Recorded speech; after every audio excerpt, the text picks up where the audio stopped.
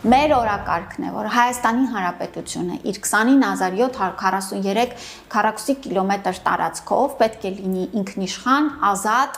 եւ անկախ պետություն, բարգավաճող իր քաղաքացիների համար։ Դա հնարավոր է միայն խաղաղության պայմաններում։ Եվ սա է, որ ըստ էության ընդդիմադիր դաշտը բերում է ցայտնոտի եւ ձևավորված դեռ որևէ բան չենք տեսնում, հակադրություն, բայց նաեւ հասկանում ենք, որ նրանց օրակարգը խաղաղության դեմ աշխատելն է։ Պատերազմ,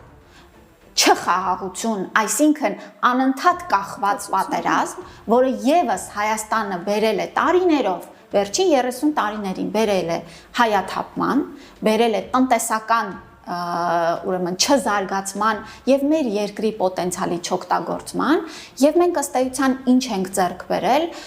բացի կորուստներից ոչ մի բան։